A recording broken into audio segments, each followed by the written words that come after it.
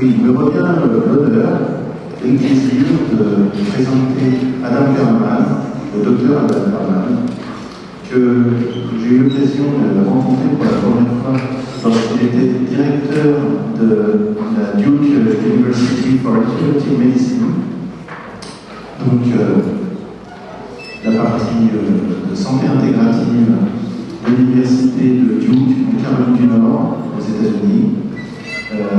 Il était également le directeur du Leadership Program in Integrative Medicine que je suivais. Et donc, j'ai eu le très grand plaisir d'avoir des enseignements qui ont et un exemple de ce qu'est, comme disait tout à l'heure Isabelle Célestin-Vito, une locomotive. Et on a besoin de locomotive, en effet, en santé intégrative.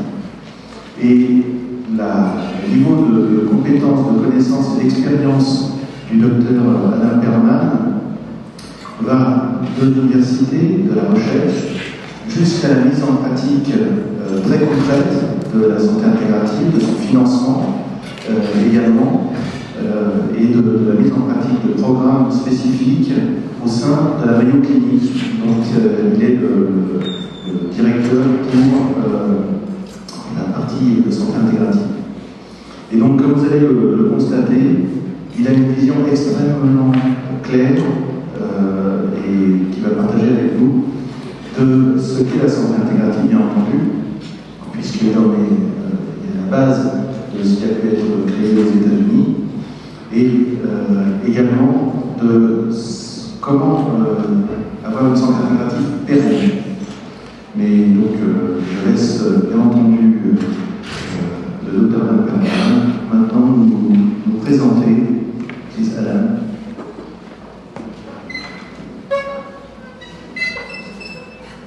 Okay, I'll use this. Thank you. So, I'm sorry, but I took 5 years of Spanish, no French, so I'll need to speak in English. Hopefully it will be clear for all of you.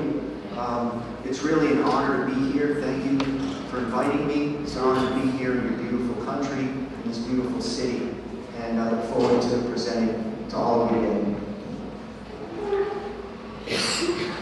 So I'm going to talk about my perspective on integrative medicine in the United States, having practiced integrative medicine for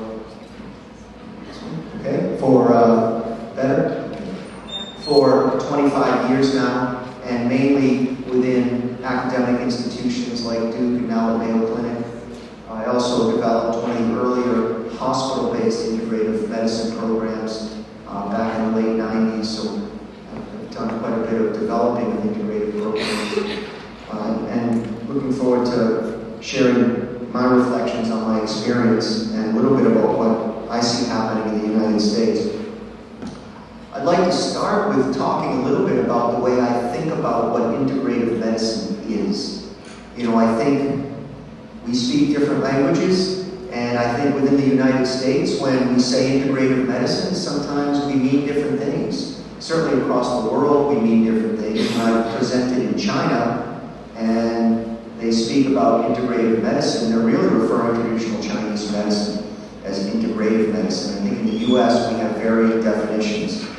The way I think about it, for me, is that it has three main components with integrative medicine. First of all, it puts the patient at the center.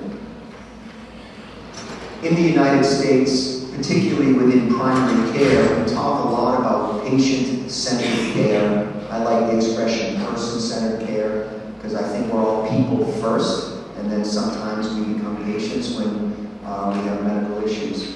But what does it mean to be patient-centered or person-centered? For me, it means if I look at one of my patients like Mike, who maybe has diabetes, maybe has diabetic neuropathy, chronic pain, and that's why he's coming to see me, I need to remember and keep in mind that what's important to Mike, besides treating his medical conditions, is that he loves to garden, that he's a husband, that maybe he's a graduate of Duke, he loves to run, he loves caring for his daughter, he loves playing with his dog. All these things are what are most important to him. And treating his medical conditions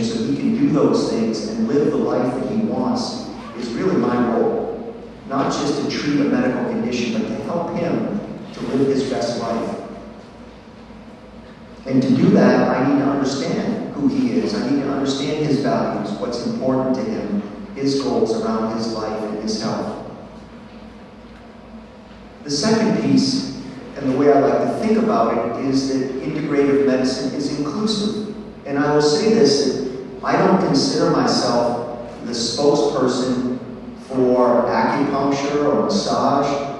I've studied the literature on that, but I look at it and I try to think in an inclusive way, what are the best options for the patient in front of me, and how do I include a broader set of options? I think sometimes in a purely conventional approach, we tend to limit the options, and I think that limits our ability to get the best outcomes for our patients. We know certainly in the United States there's a great deal of interest in integrative medicine, and specifically in complementary modalities. This just gives you a sense of what some of the more popular things are in the United States, from dietary supplements to Tai Chi to massage. And that interest has really sustained. What people are interested in tends to shift, of course, over time.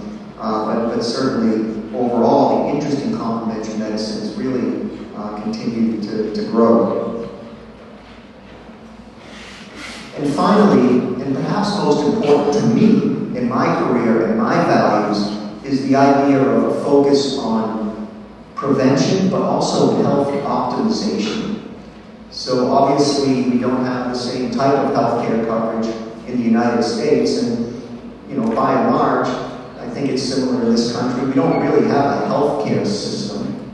We have a disease care system, right? We manage diseases. That's what I get paid to do. I don't get paid to keep patients healthy, by and large. Certain times you may, but most of the time it's really about treating disease. And I think we need more emphasis on prevention.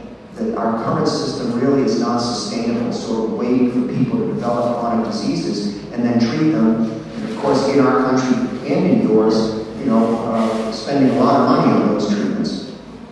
But the other side is this idea of health optimization. So a lot of time I'm trained as an internal medicine physician, and I get trained to get a blood pressure back into a normal range, or a glucose, blood sugar back to where it should be.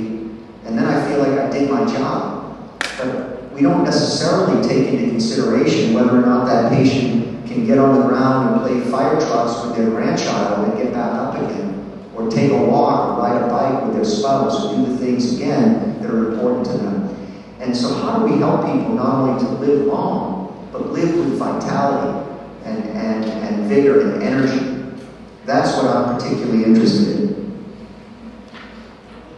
So, as you know better than us, so this all points to this concept of maybe our goal, perhaps I'm suggesting, is this idea that we implement and we assess, because research is very important here, methodologies, complementary methodologies and approaches that transform the health trajectory, certainly for the individual, but also the community and the healthcare system in our countries and the health of our countries. So what do I mean by health trajectory? Well, there are a lot of health trajectories within healthcare in general that are a little bit scary. So this is just to give you a sense of what we spend on healthcare. France is not in this one, unfortunately. I took another slide out just so I wouldn't talk too long that had France in it. You all know, I think the data I was looking at here looked like we're in the top 5 of countries that spend on healthcare. Of course, the US is number 1 by far in terms of what we're spending. Despite spending all that money, here's how we're doing in trying to prevent diabetes, in the United States and worldwide. And we know this is an upward trend. And we see countries like, and areas like the Middle East, as they develop and adopt more Western styles of life, all of a sudden the Western diseases begin to really peak. Obesity, diabetes, these sorts of things, heart disease. Here's obesity. Interesting, not to get overly political, but when you look at that blip around 1980 when obesity shot straight up, in the United States, that was right around the time when there was a farm bill that subsidized corn. And so we saw a lot of high fructose corn syrup come into the market in various ways. ways, and we saw just this massive spike in obesity. A correlation, maybe not quite proving cause and effect, but an interesting correlation. Of course, at the end of the day, what we tend to care about most is our own health trajectory. Certainly our patients, that's what they care about the most, is what their trajectory is going to look like. Again, we want to live long, but we want to live long with health and vitality. There are many things that influence that trajectory, right? Many, many things. Of course, we tend to be a little more focused on the complementary medicine piece of it within integrative medicine. I'm sure I forgot some things when I put this slide together, but it's everything from access to care, which is critically important, of course, a real issue in the United States, where many people have no insurance and don't have reliable access to care, all the way down to luck and to mindfulness. And as I was saying, where I presented yesterday at the Institute VL, you know, we can do everything for our health, but if we're sitting looking at our cell phone as we step into the street and a bus hits us, that's not going to be very good for our health, right? And so we need to be present and mindful and do all of these things ultimately to influence the trajectory. And that's where this idea of thinking holistically comes in. I think it's the advantage of integrative medicine is we tend to take a broader view of all of the different things that influence our health and our sense of well-being. We know, and I think it's same is true here in your country, that there's an epidemic of chronic diseases. That by the time you're 40 in the United States, you typically have one or more chronic diseases. And by the time you get older, it's multiple chronic diseases. And these chronic diseases drive 75 to 80% of the cost of healthcare. Certainly in the United States, and I believe in your country as well, here in France. And again, it really isn't sustainable. It just isn't sustainable to continue to allow these chronic diseases to develop and then spend millions, billions, trillions of dollars trying to treat these conditions. So within that setting, within that background, there's been a number of organizations that have sort of sprung up within the United States to try to look at the issues that I've just outlined and do that from an integrative medicine perspective. They each have a little bit of a different focus, as you have here in this country. So for example, IM4US is one that is a little more focused on the underserved. But I want to maybe highlight briefly just two. One, this first one is the Academic Consortium for Integrative Medicine and Health. And the reason I want to bring this one up is that, again, there are different strategies for how we might integrate integrative health and integrative medicine into our healthcare systems. One strategy is certainly through academic medical centers, right? Through institutions that are training future healthcare providers, future physicians. So that's what this institution is about. This is really a group of, in this case, North American institutions, 77, which is more than half of all U.S. medical schools. So there are 135 or so medical schools in North America, and more than half of them are represented within this consortium. And again, the countries within North America. You have a European group, ISCOMAR, there's an East Asian group, there's Australians that have a consortium as well that are really bringing academic institutions together. And really, as I've said earlier, just a moment ago, this is really to try to help transform our healthcare system with the focus in this case on really the education of future healthcare providers by and large. What these consortiums, for me, do more than anything is they create community. We cannot do this alone, right? I mean, we need our local community, we need our national community, regional community, we need our international community. And it's why I'm so thrilled and honored to be here, to be able to meet such wonderful people who are doing such amazing work, you know, sort of across the pond, right? And across the ocean, and hopefully be able to collaborate more. Because our goals, our vision in many ways are the same. And I think, you know, through that collaboration, we'll come up with much better solutions to the problems that we face. This, one of the things the consortium did, I just wanted to show you this, is they actually spent a lot of time putting together a definition of integrative medicine. This was interesting. It became a little political, as you might imagine, and I was involved. I chaired this group, and I was very involved with this the definition was being written probably about 15 years ago. We actually collaborated with some of the complementary medicine schools, like massage, acupuncture schools, and they tweaked some of the language here. There's this growing sensitivity, even the name of our consortium changed, Integrative Medicine and Health, and even the institution at NIH changed to try, quite frankly, to make integrative medicine feel a little bit less MD-centered and a little bit more inclusive. That's where that comes from. They've done things like put together white papers on integrative approaches to pain. I think this is another opportunity for collaboration, really across the world as we think about opportunities. They have a journal. I just wanted to tell you they sponsor meetings. I will invite you all to join us in Chicago for integrative medicine and some very good pizza. Just in case you're curious, I thought I would include just the contact info.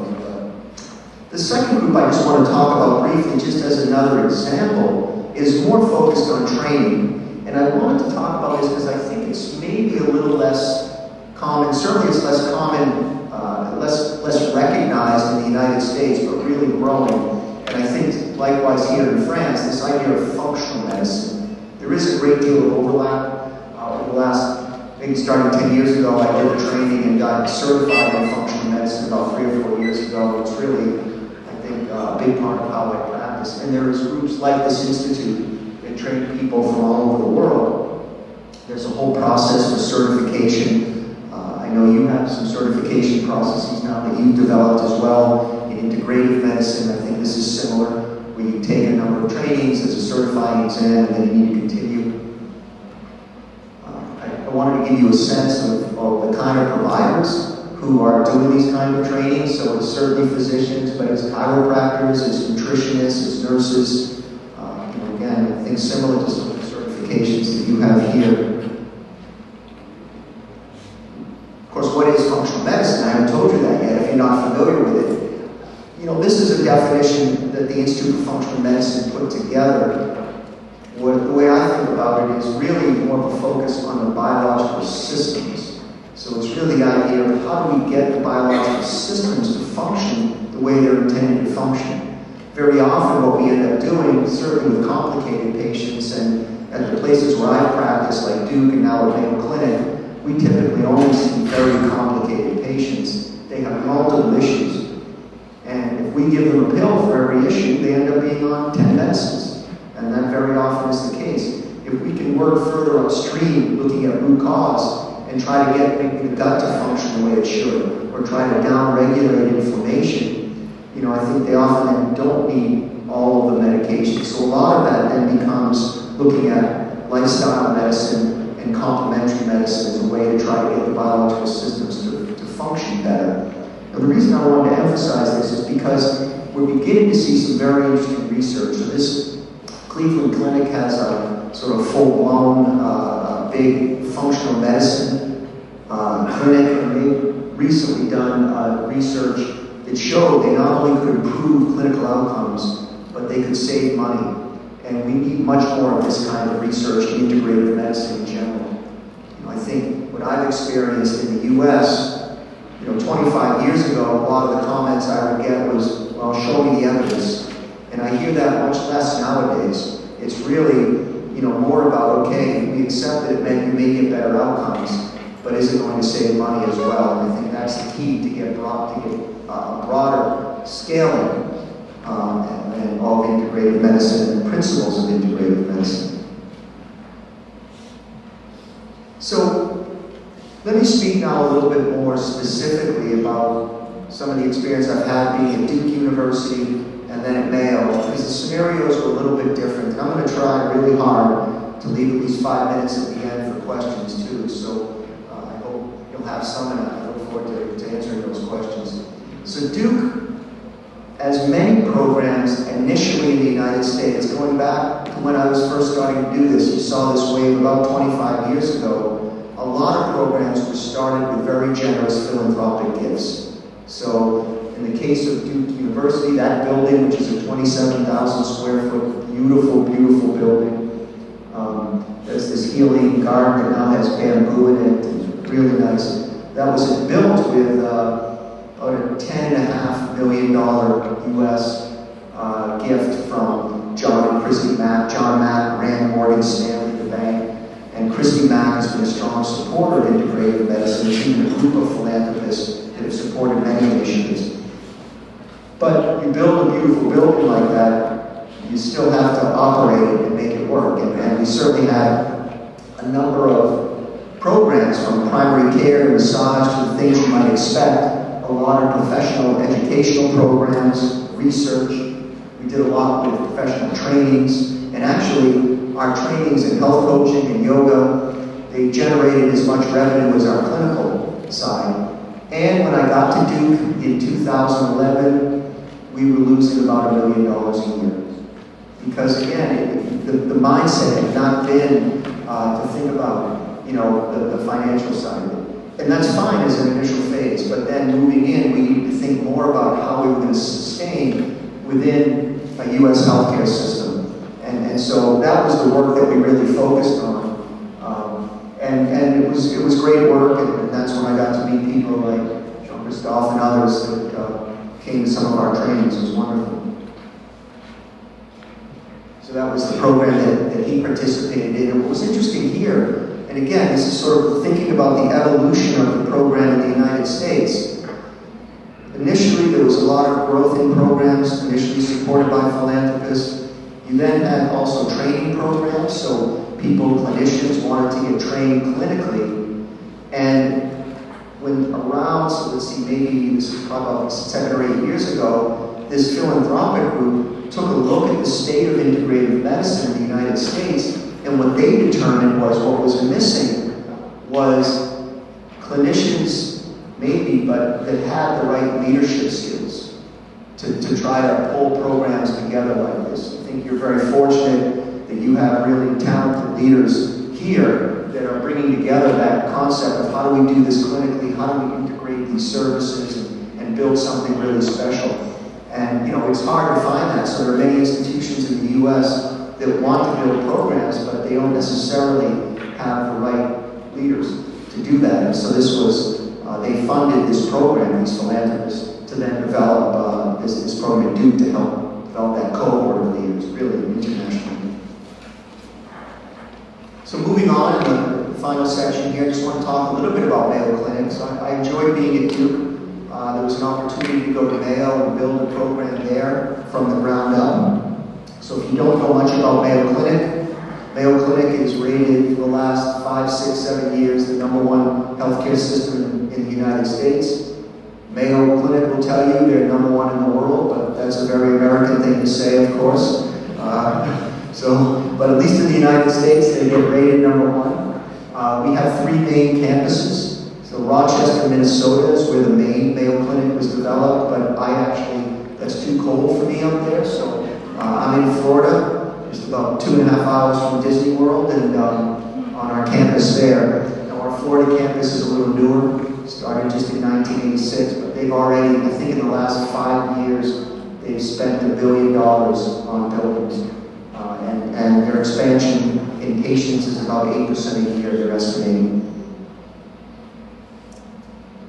There wasn't an integrative medicine program to speak of there. They had done a pilot, and there was some acupuncture still going on within the breast clinic. But for me, this was an opportunity to kind of build it from the ground up, using what I had learned over the previous 20 years, having run several programs, being a part of the leadership program, and learning, from many wonderful people. The main thing I wanted to point out here is, again, we estimated we have about 1,500 visits the first year. We ended up having more than 4,000 visits. And again, very small program. We had like 1 acupuncturist, 1 massage therapist, me seeing patients, 1 nutritionist, not even full-time. So we've grown fairly quickly. I think another key concept for me, these were the services that we had, was health coaching. So when I was at Duke, I got exposed to health coaching. We had health coach training programs. Mayo does as well. I don't have time to go into that. But to me, it was like a missing link in the healthcare system because it was the person who isn't necessarily the expert on nutrition or on exercise, but they're the expert on behavior change. They're the expert on supporting people in making and sustaining changes in the way they eat, the way they move, the way they think perhaps, not because they're giving them the counseling, but they're helping them to set the right goals and make those changes. So that was really important to me to bring health coaching in. And we're now doing a lot of research looking at health coaching, similar to some of the work you're doing. We just finished up a study looking at lung cancer patients and their caregivers. We actually provide coaching not only to the patient but to the caregiver as well to help them to maintain their health while they're trying to care for their loved one.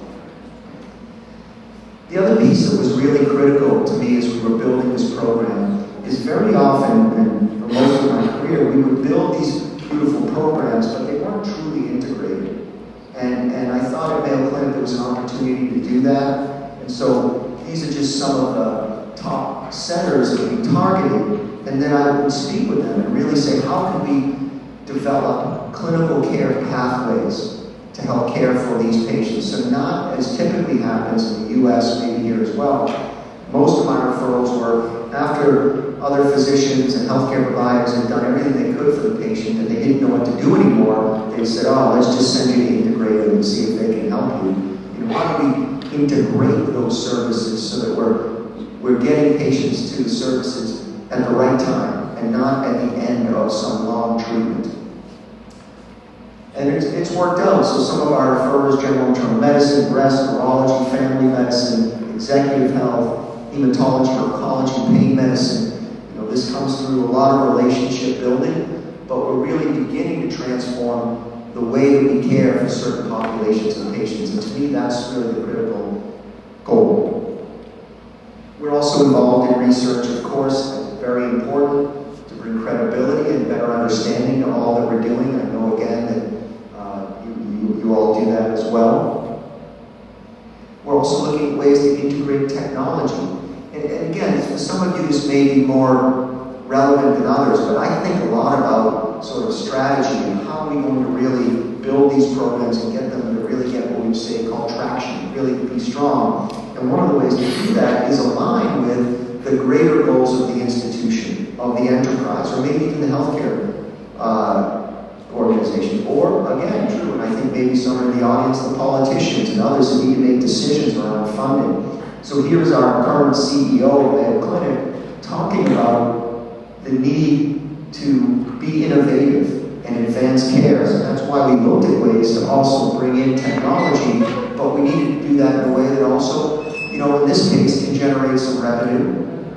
You know, so that's also a sensitivity. Not that everything we do needs to be money making, but we need a portfolio of things so that some things are able to support our efforts. And so the technology piece in this case, which is remote monitoring for things like blood pressure, and then we're providing a health coach who's also a nurse to try to get better outcomes, is actually covered by Medicare in the United States, you know, universal coverage for people 65 and older. And we need to align our metrics, the way we measure success, with the metrics that are important, again, in this case, to Mayo Clinic or to the bigger healthcare system in general. So it's things like patient satisfaction. And in the US, we think about patients as healthcare consumers.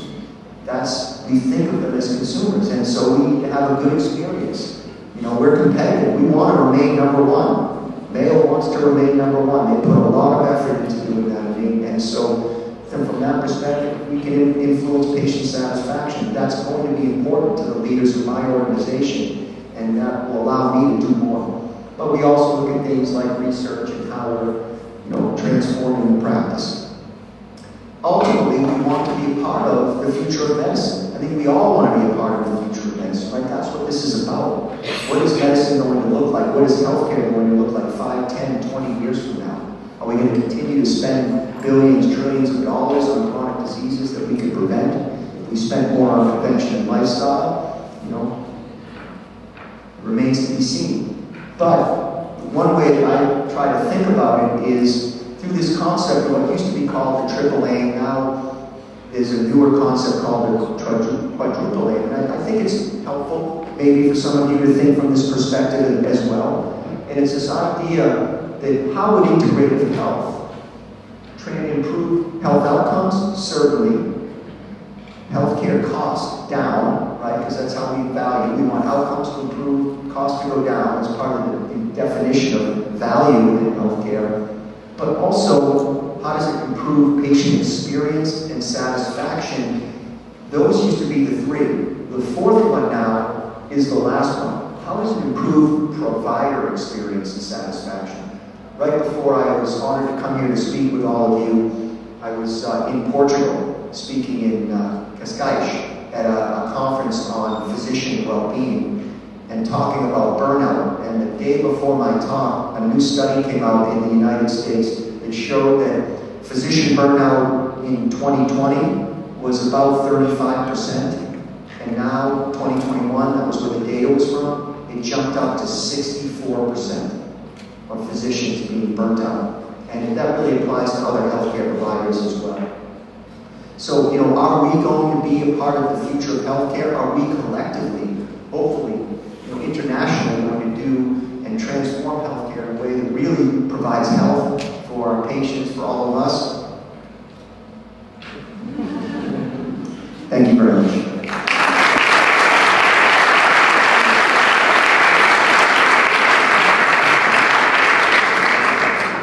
So I did leave plenty of time for questions.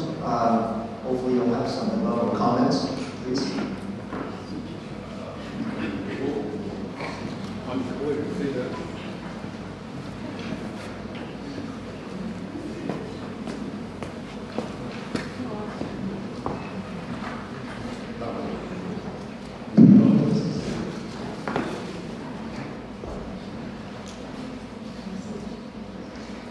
Thank you, Dr. Perlman. The US being far beyond Europe, and particularly France, what would be your top key learnings you would like to share with us in order for us to benefit from your experience and maybe move a bit quicker? So, key learnings, critical success factors, we talk about value proposition demonstration, family. So, how would you summarize this, please? Well, I've spoken somewhat about that in terms of aligning metrics with the broader metrics of the enterprise, the organization, or even the healthcare system.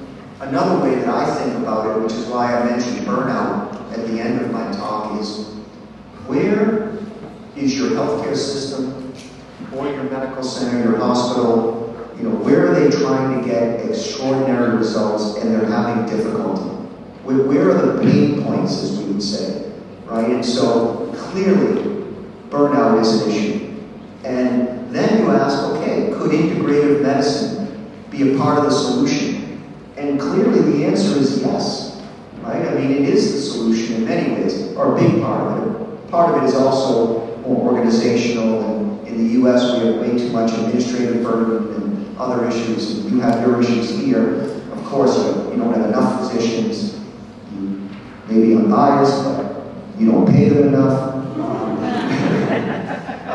There's issues, right? So, and asking that question of where is the pain, and do we, as a community of integrated people with interest and expertise in integrative medicine, do we at least a part of the solution? That's I think a very helpful way.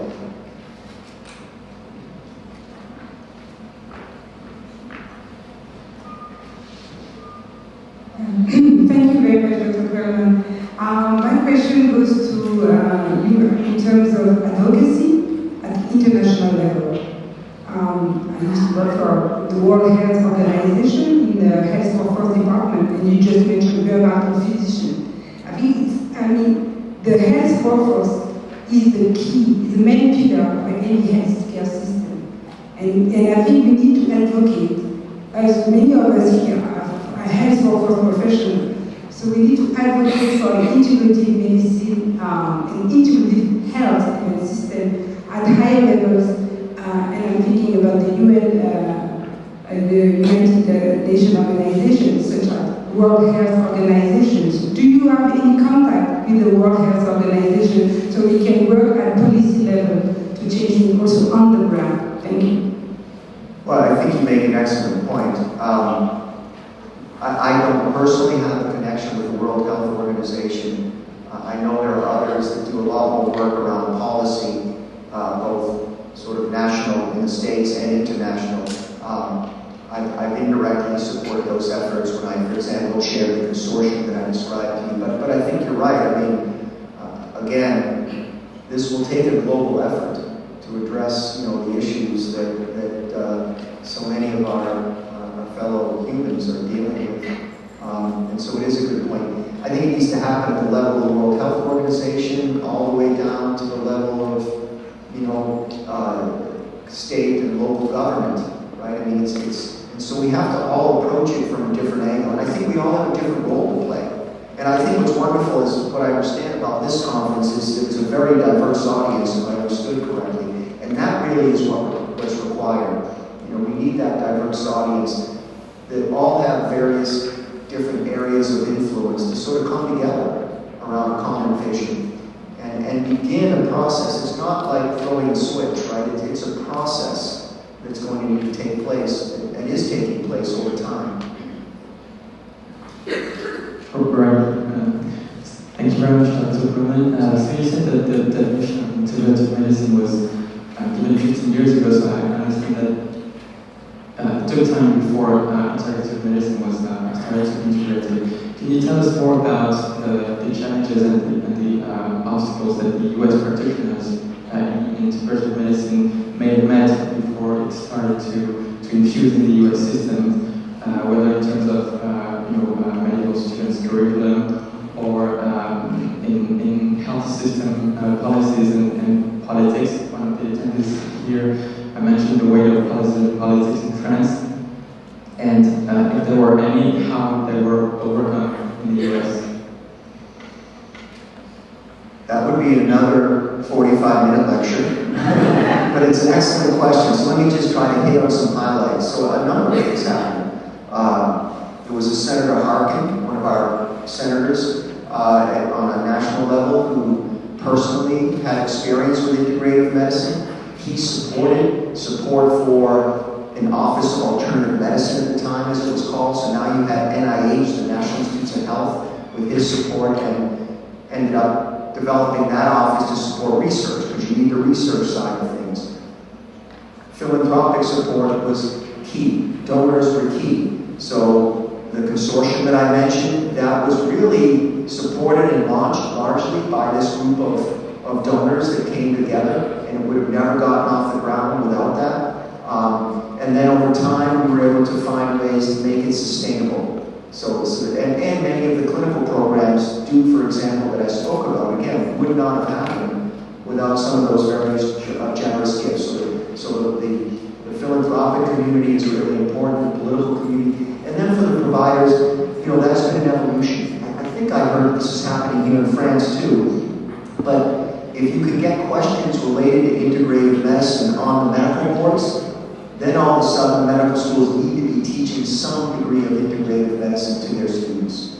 And so as some of that has shifted, a little more integrative medicine has been able to enter the curriculum, but we still have a lot of work to do there. By and large, most integrative medicine physicians certainly get their training after medical school, after residency.